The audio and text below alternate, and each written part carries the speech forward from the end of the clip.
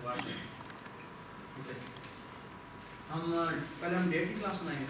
So let me make a picture. What do I want to make?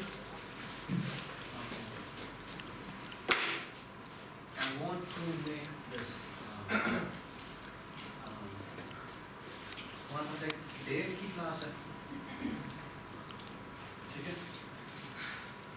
और एक हमारे पास हमारे ब्लैक पेन है।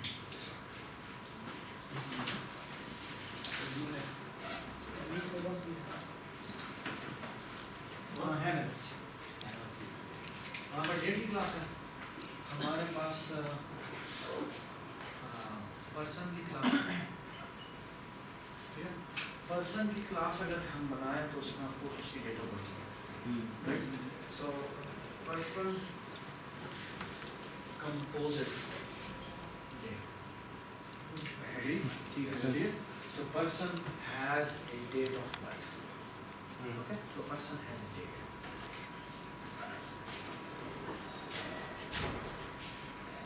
और हमें क्या बनाना है? हमें पता है कि जो पर्सन है उससे क्या चीज़ इनहेरिट होती है। पर्सन से हमारे तीन तरह की इनहेरिटेंस होती है। एक है person, so student is a person, and also teacher is a person, and also staff.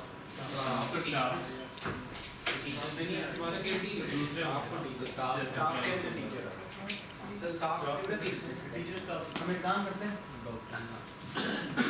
हम ये स्टाफ बनाते हैं। Student is a person and also employee is a person, ठीक है। स्टूडेंट को हम मजीद ब्रेक डाउन करते हैं अंडर ग्रेजुएट स्टूडेंट, ठीक है, और एक और क्या हो जाएगा, ठीक है। और एम्प्लॉय में हम मजीद ब्रेक डाउन कर लेते हैं, और वो क्या हो जाएगा, फॉर एग्जांपल एक है टीचर, और फिर क्या हो जाएगा, स्टाफ,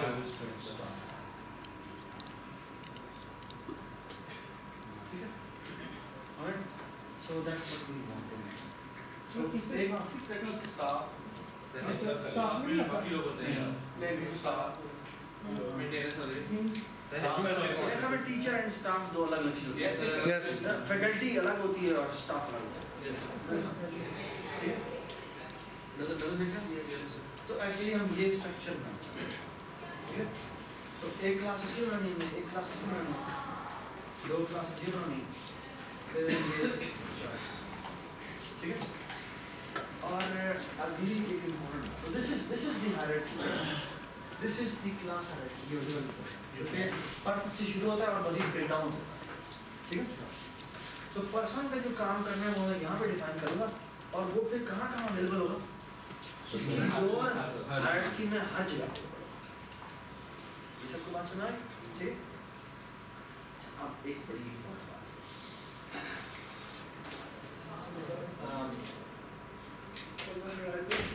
ऊपर सबसे ऊपर जो होती है वो सब प्रोसेस होता है। जैसे हम पर्सन से डायरेक्ट अंडर ग्रेजुएट और ग्रेजुएट की बनाते हैं, सॉरी ग्रेजुएट और अंडर ग्रेजुएट दोनों की दोनों क्या पर्सन से डायरेक्ट स्टूडेंट ही ना हो, वो स्टूडेंट ना हो, स्टूडेंट में आई मीन हो सकता है अंडरग्रेड की कोई और पॉलिसी हो, ग्रेजुएट की और पॉलिसी हो, उसके नंबर ऑफ कोर्सेज की रिक्वायरमेंट और हो, उसके नंबर ऑफ कोर्स की रिक्वायरमेंट और हो, तो मैं जरूर मैं क्या कर रहा हूँ डिजाइनर पे भी डिपेंड करता है कि जैसे मर्जी, ठीक है। But the thing is that wherever it is possible that you should, इतना I mean दोनों की policies very different होती है, ठीक है ना। For जो कि for example like new I mean ठीक तो जाने दे। इनमें क्या होता है ऐसा कि attribute जो ग्रेजुएट्स हाँ एक और हो सकता है कि फॉर एग्जांपल ग्रेजुएट स्टूडेंट जो है उसके अंदर एक एट्रीब्यूट फॉर एग्जांपल हो सकता है कि उसकी अंडरग्रेड कहाँ से थी, लेकिन हम अंडरग्रेड तो नहीं कह सकते, ठीक है ना। और भी कुछ एट्रीब्यूट्स वगैरह रिसर्च फैक्टर, हाँ रिसर्च फैक्टर रिसर्च फैक्टर हो सकता है। ग्रेड करते हैं अंडर ग्रेड से हम ये एक्सपेक्टेशन नहीं रखते, लेकिन ग्रेजुएट स्टूडेंट से रखते हैं, right? So this is I mean graduate student की फॉर एग्जांपल रिक्वायरमेंट होती है कि उसने रिसर्च पब्लिकेशन कर दी, इसकी रिक्वायरमेंट नहीं होती। अगर वो कर ले तो वो उसकी अलग बात है, बट द थिंग इज कि ग्रेजुएट स्टूडेंट से एक्सपेक्टेशन होती है कि वो एक रिसर्च पेपर निकालेगा, ठीक है? एंड स्टाफ से अलग रिक्वायरमेंट होती है, टीचर्स से अलग रिक्वायरमेंट होती है, लैब के जो एम्प्लॉइज हैं उनसे और तरह की रिक्वायरमेंट होती है और टीचर से, ठीक है? बाद में हम I am not making the whole system of university, इसमें कोर्सेज भी होंगे, सेक्शंस भी होंगे, इसके मजीद and so on so forth, ठीक है? I am just making one little part in how to implement this hierarchy, ठीक है?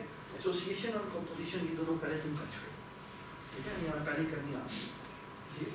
The only issue remaining is how to do that, ठीक है? ये ना एक मैंने डेट की क्लास बनाई, ठीक है? मैंने डेट की क्लास बनाई, यार इसको अगर जूम करना है तस्वीर लेनी थी, ये चीज़ मैं कल लैब में करूँगा, so please kind of memorize it, ये हमने कल क्लास में करा लैब नहीं लैब में सर एक्स्ट्रा में रखिए हाँ ऐसा नहीं कोशिश करें कल बस जो लैब में करें, थैंक यू वेरी मच ठीक है?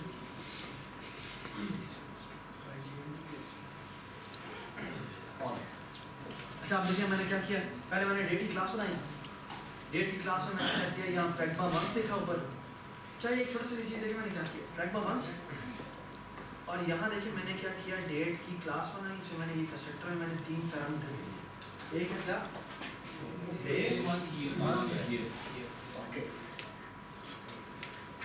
जो तीसरा फंक्शन बनाया इंस्ट्रक्टर ओ स्ट्रिंग प्रिंट बनाया, प्रिंट तो हमने देखा ना, प्रिंट की डेटा क्या होती है इसमें नहीं लिखी, ठीक? देखना क्यों लिखी सॉरी में सादा कंस्ट्रक्टर क्यों नहीं बनाया? हाँ सादा कंस्ट्रक्टर क्यों नहीं बनाया? मैं जानबूझ के नहीं बनाया, there is a reason for that. You will see what was the reason, okay? Alright. यहाँ पे मैंने डेट बनाया, so मैंने 3 पैरामीटर पास कर दिए, नो डिफॉल्ट कंस्ट्रक्टर, ठीक है? Which means आप डेट का क्या ऑब्जेक्ट वैसे बना सकते हैं खाली नहीं बना सकते, ठीक है? हाँ लेकिन ऐसा ये कर सकते हैं, date D1 is equal to D2, ये कर सकते हैं? नहीं ये कर सकते हैं, क्यों? पॉइंटर नहीं है क्योंकि पॉइंटर नहीं है, कॉपी करने की जरूरत नहीं है, क्या कॉल होगा? शैडो कॉपी कॉल होगा, कौन सा वाला सिस्टम है और वो कॉपी करेगा, so no trouble at all. Even आप D2 is equal to D3 भी कर सकते, D3 भी कर सकते, क्यों? क्या कॉल होगा? शैडो, और वो कॉपी करेगा, ठीक है? और क्योंकि इसमें पॉइंटर्स नहीं है, no problem at all, everybody understands, but construct करते हुए इसको अगर खाली कंस्ट्रक्ट किया वो नहीं हो सकता, वी ऑल एग्री? आगे देखिए, हमने कंस्ट्रक्टर में देखे ये इसे सीपी दिखाने का सिर्फ एक मकसद है, दिस इज क्वाइट ऑब्वियस, अच्छा मैं तुम्हें एक बात बताऊं, ये जो लाइन है ये लाइन, जब भी हम एक कंस्ट्रक्टर कॉल करते हैं, जब भी हम कंस्ट्रक्टर कॉल करते हैं, अच्छा जब तक वो इस ब्लॉक के अंदर नहीं था, तब तक इसके लिए जो 3 एट्रीब्यूट हैं ये नहीं बनते, जैसे ही वो इस ब्लॉक में आ गया, डे मंथ और ईयर, दिस जो पास हुआ उसके डे मंथ और ईयर तीनों की तीनों allocate, can you tell me इस लाइन जो मैंने भी एग्जीक्यूट नहीं किया है, can you tell me day में क्या पड़ा होगा, मंथ में क्या पड़ा होगा, गार्बेज वैल्यू पड़ी होगी, ये डिक्लेयर हो गया होगा, डिक्लेयर हो गया, ठीक है? अगर मैं चाहता हूं कि डिक्लेरेशन हुई है ना, तो साफ से गार्बेज वैल्यूज को साइन होगी, मैं चाहता हूं उसी गार्बेज वैल्यू साइन ना हो, यानी eight the time of creation इसको एक वैल्यू साइन होना है, एक उसका तरीका होता है, तरीका ये होता है कि मैंने गिवन लिखा है ना, day is equal to D, month is equal to M, year is equal to, इसको एक और तरीके से फिक्स कर सकते हैं, और वो तरीका ये है, देखो तो तरीका ये है, let me delete this line, what I will going to do is I will going to write this, यहाँ पे लिखूंगा मैं कॉलम कॉलम कॉलम कॉलम का मतलब होता है मेंबर। यहाँ इस कंस्ट्रक्टर के बाद जो कॉलम लगाते हैं इसका मतलब होता है मेंबर इनिशियलाइजेशन। मेंबर इनिशियलाइजेशन का मतलब ये है कि मैं अपनी क्लास के एट्रीब्यूट्स जो मेंबर हैं, मेरे जो क्लास के एट्रीब्यूट्स हैं जो उनके मेंबर्स चलाते हैं, मैं उनको इनिशियलाइज करना चाहता हूँ at the time of their initialization. And how to do this, इसे मेंबर इनिशियलाइजेशन है। और यहाँ पर ना एक पूरी लाइन लिखूंगा मैं, जिसको हम बाद में मेंबर इनिशियलाइजेशन लिस्ट कहेंगे। क्यों कहेंगे वो समझ में आ रहा है। लुक एट दिस, मैंने क्या किया, मैं लिखता हूँ डे, डे उसका एट्रीब्यूट है ना, तो डे में मैं लिखूंगा यहाँ पे डी पास करते हैं, कॉमा मंथ में मैं लिखूंगा M, और ईयर में मैं लिखूंगा Y। That's it।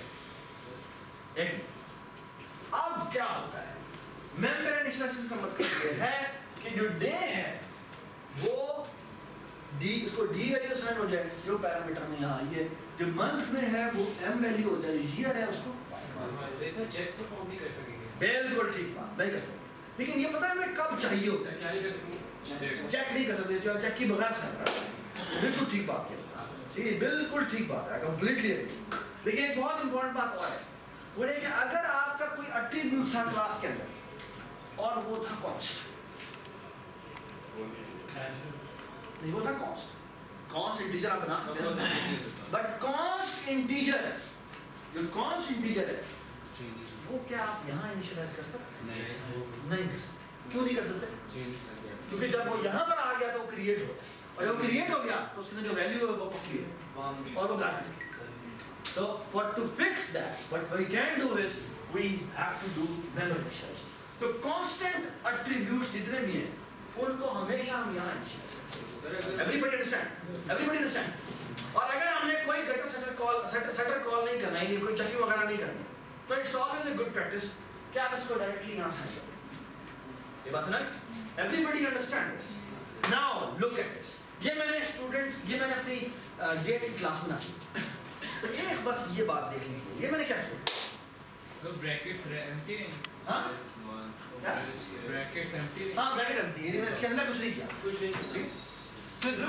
ये प्रिंट में मैंने, हाँ ये प्रिंट में मैंने क्या किया, प्रिंट में मैंने डेट को प्रिंट किया, कैसे, डे प्रिंट किया डैश मंथ डैश, इसमें किसी को एतराज तो नहीं, साथ देखो मैंने क्या किया, return C out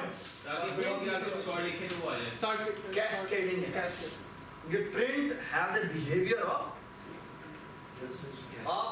like C out, printing है ना, हाँ कोई प्रॉब्लम, तो हम बस रिटर्न सी आउट करते हैं, but never forget to put a %, अगर आप 1% नहीं डाला तो वो एक और सी आउट डिक्लेयर करने की कॉपी बनाने की कोशिश करेगा, क्रैश करेगा। आपकी कंसोल की मल्टीपल कॉपी नहीं बन सकती, कंसोल एक ही होती है, एक ही रहती है, बात खत्म हो गई। ये बात क्वेश्चन तो हमने इसको पैरामीटर में भेजा ही नहीं कि ये रिटर्न किस तरह कर रहा था। सी आउट आपको ग्लोबली हर जगह अवेलेबल, आपने मैंने नोट किया ऊपर, तो सी आउट तो आपको अवेलेबल ही है, डोंट वरी, ठीक है। लुक एट दिस, मैंने मेन में क्या किया है, मेन में मैंने देखा ये एक डेट बनाई 10/2/2000 and look at the use what I am doing, read और प्रिंट और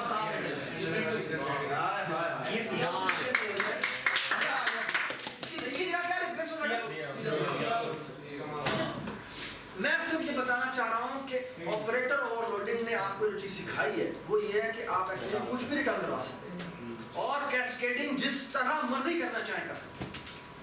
सबको बात सुना रही, ठीक है। So be I mean operator overloading ने आपको बहुत फ्लेक्सिबिलिटी दे दी है, ठीक है। That's really beautiful I think. और ये by the way operator overloading Java में नहीं होती, ठीक है, C++ में होती है, जावा में नहीं होती है। It's a very smart feature, ठीक है। ऑलराइट, ये हमने ये बना लिया। अब हम ऐसा करते हैं कि यहाँ आते हैं पर्सन की क्लास में। पर्सन में देखिए मैंने क्या बनाया है, कैन यू सी दिस। मैंने 2 स्ट्रिंग्स बनाई है, ये ना लिखूंगा, मैं ये अपलोड करूँगा बस, सही। मैंने यहाँ पे एक पर्सन की क्लास बनाई है और पर्सन की क्लास में मैंने 2 स्ट्रिंग्स लिखी। ये जो स्ट्रिंग की क्लास है ना, अब आपको मैं खुद ही कह रहा हूँ कि बाय द वे वो जो प्रोडक्ट आपका चल रहा है वो हमने उसको मैं आपको 5 दिन और दे रहा हूँ, you can do it over the weekend, ठीक है, टेक योर टाइम। सही स्ट्रिंग है, स्ट्रिंग है बुक से करनी है, बुक की डिटेल की बुक में ऑपरेटर ऑलरेडी का चैप्टर है उसको, ठीक है, वो जो से क्लास इंप्लीमेंट की है वही एग्जैक्टली इंप्लीमेंट कर रही है, ठीक है। क्या हुआ स्ट्रिंग में हाँ स्ट्रिंग मैं भी दिखा रहा हूँ वो ऑपरेटर ऑलरेडी की जो बुक वो मैं बुक की जो कलेक्शन में रखी हुई है उसमें मैं 10th एडिशन में डालूँ और 10th एडिशन कर रहा है, ठीक है। अच्छा अब अगर तुम इसको देखो तो यहाँ पर मैंने एक पर्सन की क्लास बनाई है। पर्सन की क्लास में क्या क्या चीजें, एक उसकी ये अब मैं स्ट्रिंग यूज कर रहा हूँ, वो स्ट्रिंग लाइब्रेरी है और ऊपर इंक्लूड मुझे क्या करना पड़ेगा स्ट्रिंग डॉट एच और स्ट्रिंग से रिलेटेड जितने भी काम है अब मुझे कोई टेंशन नहीं है स्ट्रिंग डॉट एच हाँ ऊपर से स्ट्रिंग लिखेंगे और आइसो लिखेंगे उसको डॉट एच में क्या पड़ता है? डॉट एच में और शादी वाली में क्या पड़ता है? फर्क होता है वो जब तक तुम्हें मैं नेम स्पेसेस के बारे में नहीं बताऊंगा तो तुम्हें नहीं बता सकता, ठीक है। नेम स्पेसेस में उसमें यही फर्क होता है। अभी आपने सिंपल वाली ऐड क्या अभी सिंपल वाली ऐड की अभी मैंने स्ट्रिंग ऐड किया, स्ट्रिंग ऐड किया और ऊपर डेट डॉट एच ऐड किया। डेट डॉट एच तो मैंने बनाई है। स्ट्रिंग क्या है? स्ट्रिंग जो हमारी स्टैंडर्ड लाइब्रेरी है उसके अंदर डिफाइंड है, आप यहाँ पे इसको इंक्लूड कर सकते हैं, ठीक है। ऑलराइट मैंने यहाँ पे स्ट्रिंग बनाई नेम और बनाई नेशनल, ठीक है। हम स्ट्रिंग को कैरेक्टर का यूज करते हैं, हाँ स्ट्रिंग को कैरेक्टर की तरह स्ट्रिंग डॉट स्ट्रिंग को कैरेक्टर का यूज करते हैं। बिल्कुल यूज करें। इसको कंसोल इसको आप ब्रैकेट यूज करेंगे, ब्रैकेट यूज होगा, हाँ इधर नेम 0 कर दें। अभी मैं करता हूँ, ठीक। The nice thing about this string name is you can take C in, you can do C out. वो उसके सारे ऑपरेटर जो अपने से ये वाला ओवरलोड है वो ओवरलोड्स के अंदर तो स्पेस तक लेगा वो? स्पेस नहीं लेगा, गेट लाइन करोगे तो फिर देगा, फिर स्पेस तक लेगा ना? ले लेगा, ठीक है। चलो जी अब हम यहाँ जाते हैं उसामा खान, ओके। यहाँ पे जी मैंने क्या किया, यहाँ पे ये पर्सन बनाया एंड लुक एट दिस। इसमें क्या कहा है मुझे ना ये तीन मुझे ऐसे बाय स्ट्रिंग नेम लिखा है, नेशनैलिटी लिखा है पर्सन में, उसकी जेंडर लिखी है और उसका डेट ऑफ बर्थ लिखा है, ये इसके एट्रीब्यूट्स हैं। इसमें किसी को राज तो नहीं है। उसके बाद देखो मैंने क्या किया, एक क्लास ऐड की ये मैंने क्लास बनाई और क्लास जो डेट है वो मैंने ऊपर इंक्लूड कर दी। फिर आपने इसका ऑब्जेक्ट बताया मैंने और बताया क्योंकि मैंने इसमें इसे कंपोज करना है, कंपोजिशन कंपोजिशन, ठीक है। डेट का ऑब्जेक्ट बना दिया composition. Okay let's move forward. अब मैंने पर्सन इसको कंसीडर बनाया, कंसीडर में मैं इसकी सारी चीजें पास करता हूँ। पहला एट्रीब्यूट है डेट डी, ये इसको डी एक डेट पैरामीटर में जाएगी और वही डेट तुमने किसको असाइन करनी है, डी असाइन करनी है, इसका ऑब्जेक्ट पास होगा, ठीक है। उसके बाद तुमने क्या किया, उसके बाद तुमने कैरेक्टर पॉइंटर एन दे दिया। कैरेक्टर पॉइंटर एन का मतलब क्या है, हाँ नेम जाएगा, कैरेक्टर पॉइंटर नेम जाएगा और उसके बाद कैरेक्टर पॉइंटर नेशनैलिटी ये मैंने बाय डिफॉल्ट पाक लिख दिया है। अगर मैं नहीं लिखूंगा कोई पैरामीटर दूंगा तो वो क्या असाइन कर देगा, वो से पाकिस्तान, ठीक है। और उसके बाद मैंने कैर जी लिखा है F for let's say female, और अगर मैन लिखना चाहता तो वो ठीक है। उसके बाद ये प्रिंट है, प्रिंट के बाद मैंने दोबारा ये मैंने वो स्ट्रिंग क्यों लिखा, ठीक है। Alright look at this person dot CPT. इस लाइन अच्छा ये देखो इसने क्या किया, ये जो भी पैरामीटर आ रहे थे ये पैरामीटर किया और यहाँ पर मैंने ये लिख दिया डेट डीओबी था, DOB is equal to D, लेकिन ये इस लाइन पर एरर दे रहा है, ये पढ़ो क्या है, So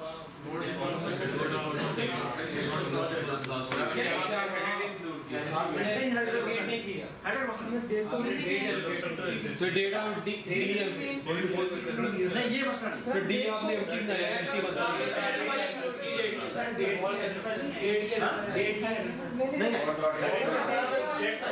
पहले पर्सन डॉट एन इंक्लूड कर लिया ना तो वो डेट खुद खुद होगी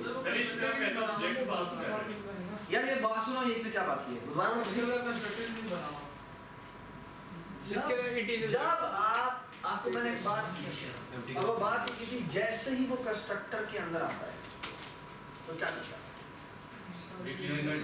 उसके सारे एट्रीब्यूट्स डिक्लेयर हो जाते हैं, उसके सारे एट्रीब्यूट डिक्लेयर हो जाते हैं, which means कि आपका DOB भी डिक्लेयर हो गया, but there is a problem.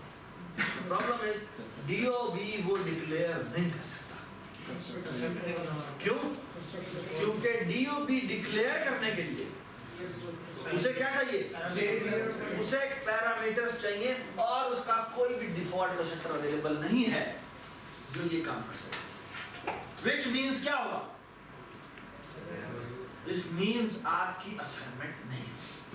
इसीलिए वो कह रहा है मैं तो भाई इस लाइन पर आ ही नहीं सकता क्योंकि DOB तो कंस्ट्रक्टिव था, और एक्चुअली वो इस लाइन पर एवरेज दे रहा है क्योंकि वो एक्सपेक्ट कर रहा था कि इनिशियलाइजेशन कहाँ होगी, कहाँ पर, एंटर होने से पहले, यानी कि कहाँ पर, यहाँ पर मेंबर इनिशियलाइजेशन में इसको इनिशियलाइज हो जाना चाहिए। कैन यू टेल मी कैसे इनिशियलाइज करें? कॉलम लगा के कॉलम लगाएं और यहाँ पर आप लिखेंगे क्या, DOB वो जो उसका नाम है, और इसको पैरामीटर में क्या पास करें, हाँ यस। एक तरीका ये है कि मैं यहाँ पर इसको D भेज, ठीक है, एक तरीका ये है कि मैं इसको यहाँ पर D भेज। दूसरा तरीका ये है कि मैं एक काम करता हूँ, यहाँ पर्सन में 3 फंक्शन बनाता हूँ, इसका नाम है int, let's say sorry date में 3 फंक्शन बनाता हूँ, एक है एक इंट गेट डे, और ये क्या रिटर्न करता है, मैं यही बना रहा हूँ, ठीक है, रिटर्न, हाँ जी बताएं, डे। से एक बैक प्रोग्रामिंग प्रैक्टिस, लेकिन let's do it quickly. Month, एक मिनट, एंड हाँ जी बताएं, गेट ईयर,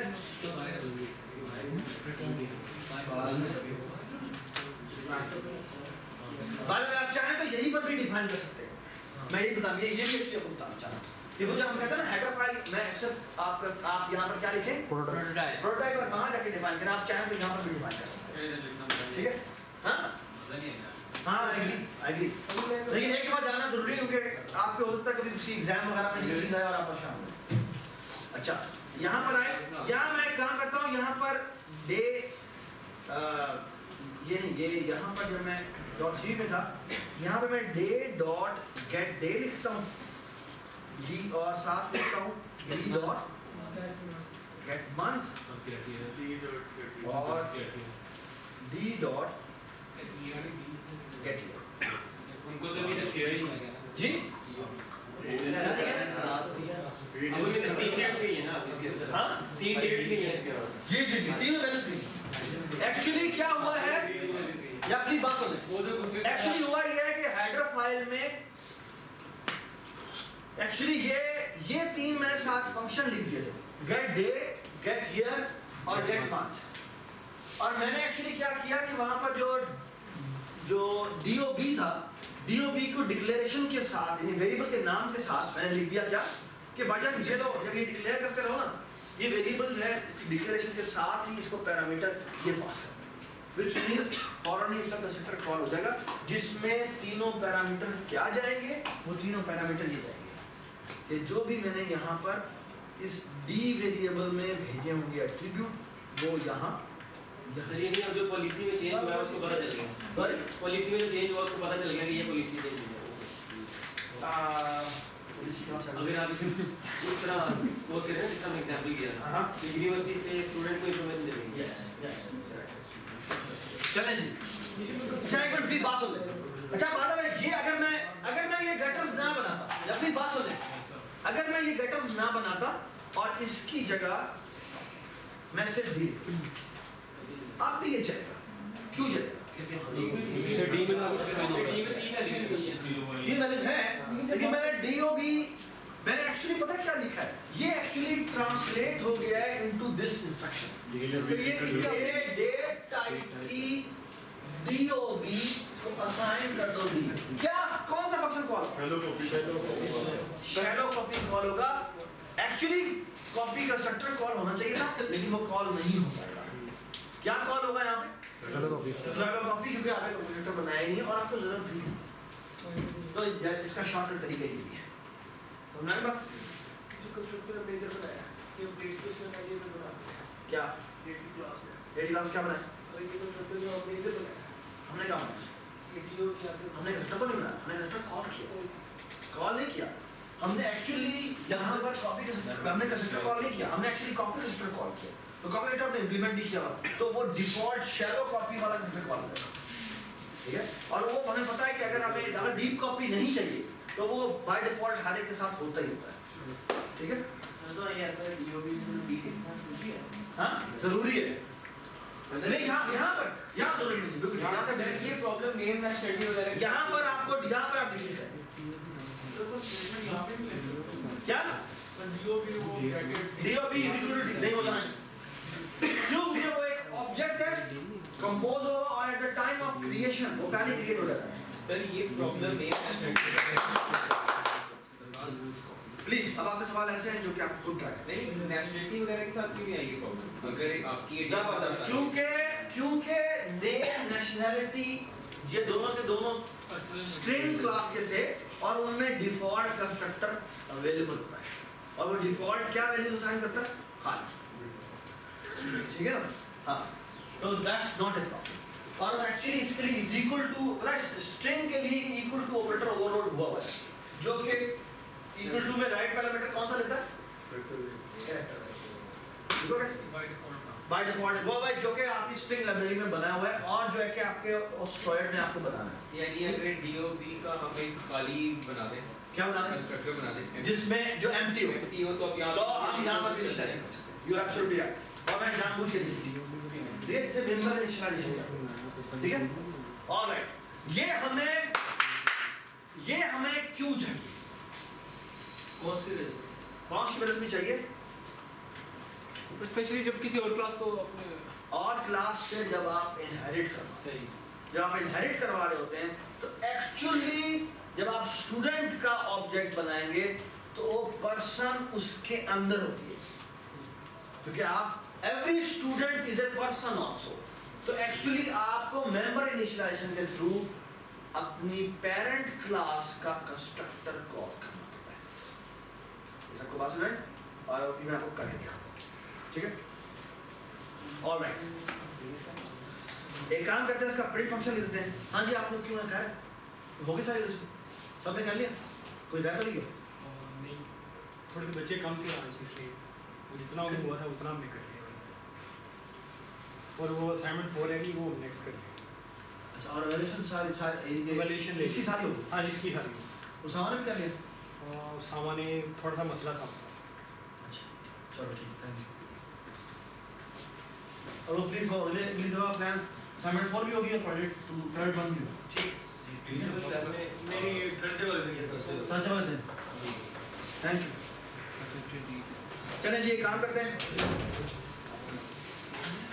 यार, आप ऐसा करें कि अब आप सिर्फ खामोशी से देखें मैं क्या करता हूं। Please be quiet and look at the book, and please look at the book.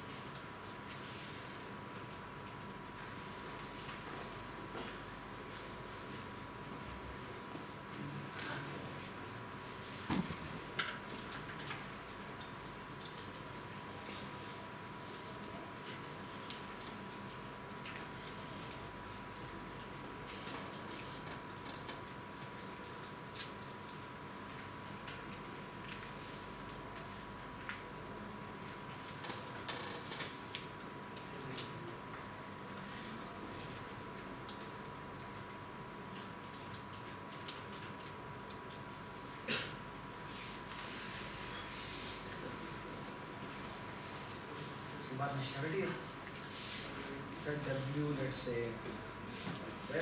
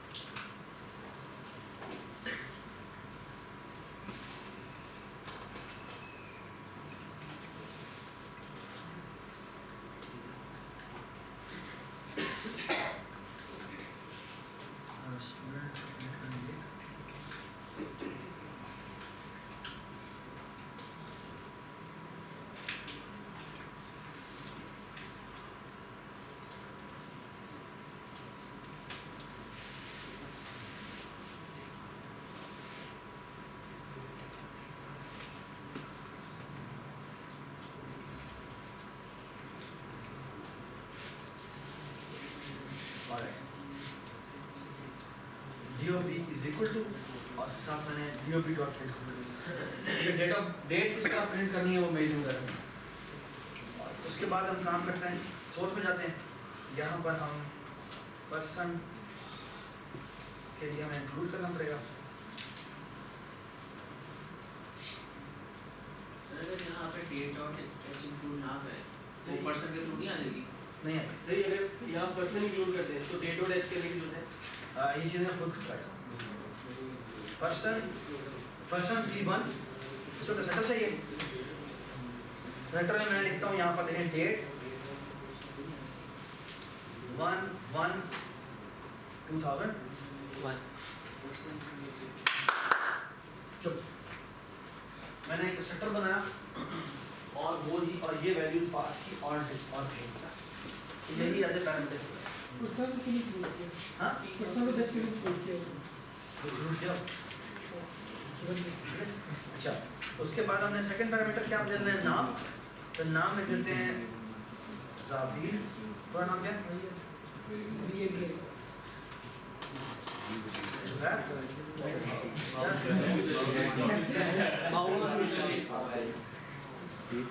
चलो यार ऐसे आप एक मिनट के पास नेशनलिटी जापानीज।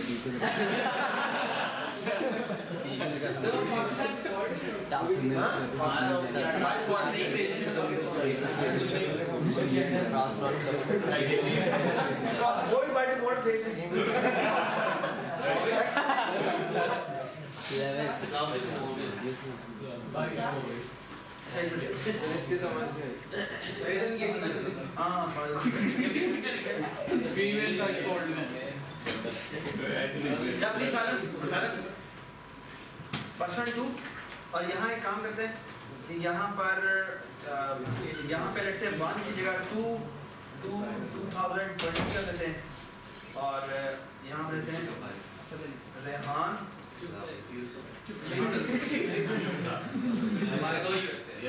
हाँ जी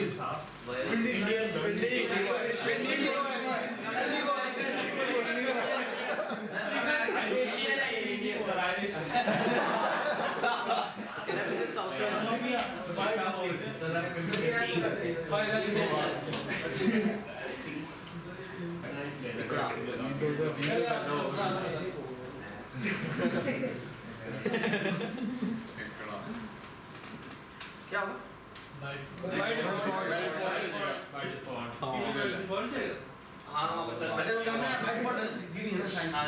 अच्छा अब मैं कहता हूँ P1 डॉट या प्लीज खामोश और साथ मैंने यहीं पर एंडल कर दिया। ओके एंडल चलेगा? चलो भी एंडल ना करते तब भी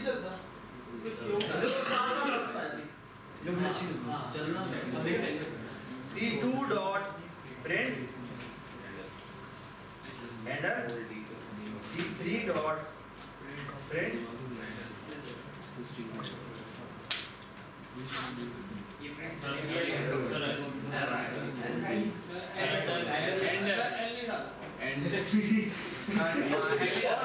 All right.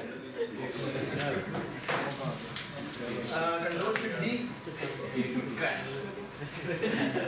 Recording.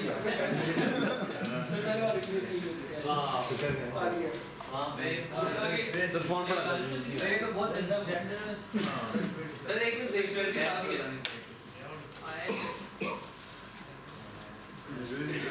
Please gender sir ये सही नहीं है सर अफ्रीकन जेंडर में भी सेटल की तो बाद में एक और दूसरी बात सेटल में इसमें स्पेस था सर उधर भी आगे आएगा डीओबी के या जेंडर स्पेस आएगा यहाँ स्पेस आएगा अच्छा एक चीज और ये कि यहाँ पे ना एक आई थिंक होता है अलाइनमेंट लेफ्ट करनी है राइट क्या कर सर ये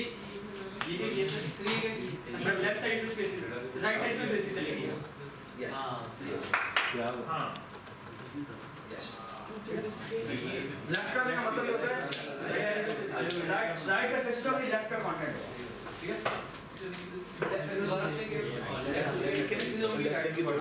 दिखा कैसे लेफ्ट या राइट ठीक है ये अगर मैं राइट कर दूंगा वो सेट इसकी राइट अगर मैं राइट कर दूंगा तो वो सारे राइट होते हैं सर कोड से ठीक है जो कि डिफॉल्ट भी है जो कि डिफॉल्ट भी होता है इसकी आगे इसे आयो मैंने भी करता हूं आयो मैंने और सेट डब्ल्यू क्या होता है सेट डब्ल्यू क्या होता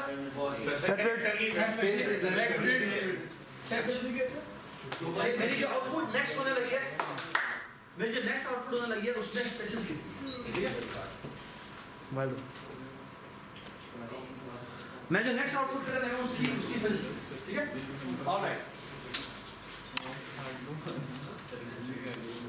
प्लीज साइलेंस जी silence now we have to be a little bit quick okay क्योंकि हम स्टूडेंट की बनाते हैं क्लास और एक एम्प्लॉय की बनाते हैं सही नहीं है I don't think so. 5-10 minute सुनाई दे सर डेट ऑफ बर्थ की क्लास में डेट ऑफ बर्थ की क्लास डेट ऑफ बर्थ क्या जो क्लास है डेट की जो क्लास हाँ जी वहाँ पर वहाँ से डिलीट नहीं कर दिया क्या इसकी सीवी क्या डिलीट करता है वैसे गेट डब्ल्यू वगैरह ही है gate date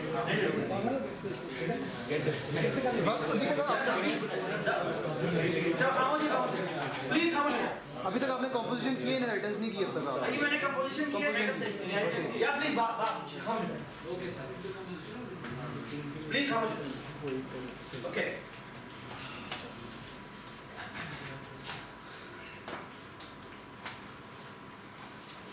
right click add new class add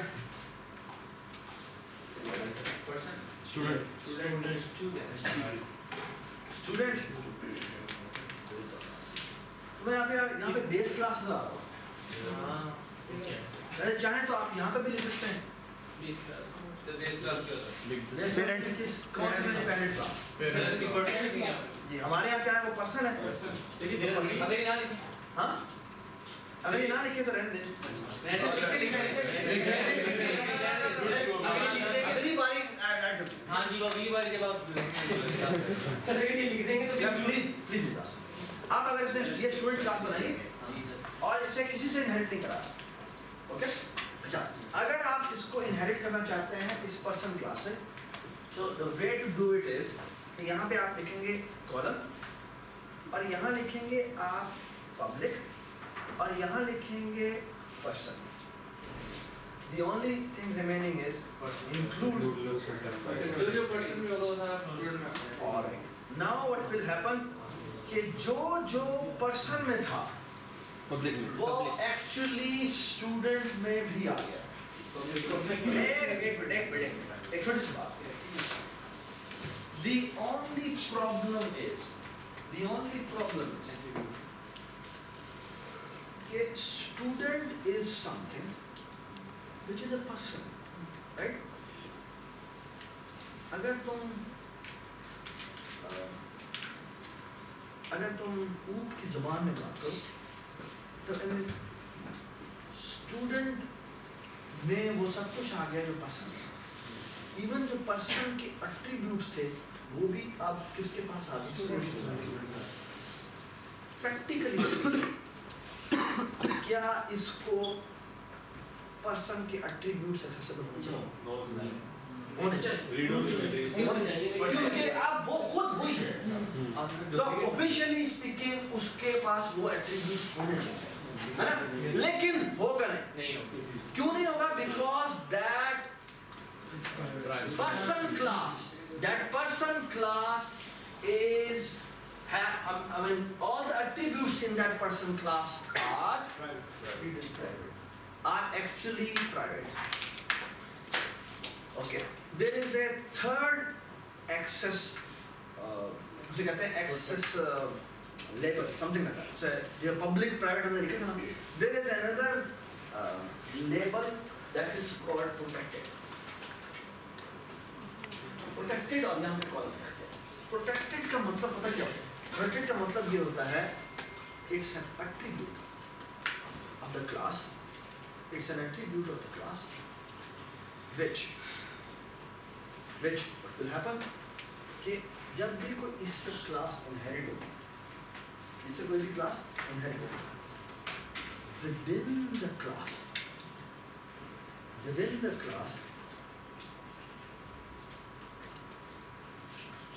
this I mean अगर मैं इस क्लास से इस क्लास को इनहेरिट कर रहा हूँ तो ये क्लास इसके प्रोटेक्टेड एट्रीब्यूट्स को एक्सेस कर सकेगी। यानी these attributes, protected attributes, are actually accessible to this class, but they are not accessible from the outside world. जिस क्लास ने से इनहेरिटेड वो उसको पब्लिकली की तरह एक्सेस कर सकते हैं। एक प्रोफेशनल रिलेशनशिप है कि this has actually इसको काइंड ऑफ परमिशन देती है कि you can access these attributes. ग्रैंडचाइल्ड कर सकता है। So these all the attributes which are protected, they can be accessed here. But अगर आप इस क्लास का एक ऑब्जेक्ट बनाते हैं और इसके थ्रू ये एट्रीब्यूट एक्सेस करना चाहते हैं वो नहीं है, क्योंकि वो बाहर के लिए वो प्राइवेट ही है, इसे कहते हैं प्रोटेक्टेड। लेकिन इनके हम फंक्शन बना सकते हैं अपनी इस क्लास में। आप प्रोटेक्शन में चाहे तो क्या कर सकते हैं? आप प्रोटेक्शन में इवन जो प्रोटेक्टेड जो मेंबर जो लेबल के नीचे आप चाहे तो वहां पर फंक्शंस भी ऐसे रख सकते हैं जो कि कहां पर एक्सेसिबल होंगे, नीचे वाली क्लास में तो एक्सेसिबल होंगे लेकिन वो पब्लिकली एक्सेसिबल नहीं है। एक बात याद रखो, एक और बात, ये जो मैंने पब्लिक यहाँ पे लिखा है इसका भी एक मतलब होता है। इसका मतलब पता क्या होता है? इसका मतलब ये होता है कि मैं इनहेरिटेंस कर रहा हूँ पब्लिक। इनहेरिटेंस जब मैं पब्लिक करता हूँ तो इसका मतलब पता क्या होता है? इसका मतलब ये होता है जिस क्लास से मैं इनहेरिट कर रहा हूँ उसकी जो भी प्राइवेट चीज थी वो तो मुझे नहीं मिलेगी। हाल तो के मेरे एट्रीब्यूट्स हैं, वो मुझे जो मेमोरी मिलेगी उस मेमोरी में वो मेरे पार्ट होगी, लेकिन मैं उन्हें एक्सेस नहीं कर सकता। ठीक है? इसी तरह जो प्रोटेक्टेड होंगे, प्रोटेक्टेड मेरे भी क्या बन जाएंगे? कौन से? प्राइवेट। मेरे भी वो प्रोटेक्टेड ही होंगे। जो वो वहां प्रोटेक्टेड थे तो यहाँ पर प्रोटेक्टेड होना चाहिए। बस नहीं, जो वहां की प्रोटेक्टेड एट्रीब्यूट थे वो मेरे भी प्रोटेक्टेड एट्रीब्यूट बन जाएंगे। आगे सोचो। और जो उसका पब्लिक सेक्शन होगा वो मेरा भी पब्लिक सेक्शन है। Everybody understands? Private public. अगली बात सुने, अगर मैं यहाँ पर लिख दूं प्रोटेक्टेड तो इसका मतलब क्या है? इसका मतलब है जो प्राइवेट था वो तो यहाँ पर मुझे एक्सेसिबल नहीं है। अगली बात सुनो, पब्लिक होगा, जो प्रोटेक्टेड है वो भी प्रोटेक्टेड रहेगा, बट जो वहाँ पर पब्लिक था प्रोटेक्टेड वो अब यहाँ पर प्रोटेक्टेड होगा। यहाँ प्रोटेक्टेड होने का मतलब क्या है? वो उसके जो पब्लिक फंक्शंस भी थे वो मेरे ऑब्जेक्ट के थ्रू आउटसाइड वर्ल्ड एक्सेसिबल। ये कहाँ प्रोटेक्टेड पब्लिक है? अगर अगली बात सुनो, अगर मैं यहाँ प्रोटेक्टेड बन, ठीक है ना, लेकिन एक और बात, क्योंकि वो मेरे प्रोटेक्टेड, यानी वो जो वहाँ के पब्लिक फंक्शंस भी थे, ठीक है, वो मेरे अब क्या बन गया, प्रोटेक्टेड बन गया, यानी कि वो मेरे ऑब्जेक्ट के थ्रू बाहर एक्सेसिबल नहीं है, ओके। लेकिन अगर मैं इस क्लास के थ्रू एक और क्लास इनहेरिट करता हूँ, okay, now tell me, should this class be able to access the functions in my first class? Yes. Yes. Why? Because they have become the protected members of this. So they should be available here. But will they be accessible in public? No, they cannot. Okay? Next. अगर मैं, मेरी पहले एक class थी, इस class से मैंने privately inherit कर दिया। प्राइवेटली इनहेरिट करने का मतलब क्या है? कि everything in this class becomes the private data member of this class, which means everything which will get inherited from this class can never access anything from the base class. यानी अगर आप ये बात सुनाई? Pictorial representation. सेपरेटेड वाली भी समझ आएगी। एक काम करें, आप अपने आप से जाकर हमने ये सवाल करें, कल आपका इससे रिलेटेड हम सवाल आप करेंगे, ठीक है? आप खुद ही नेचुरली समझें कि भाई सबसे ज़्यादा इजीली एक्सेसिबल चीज़ क्या है?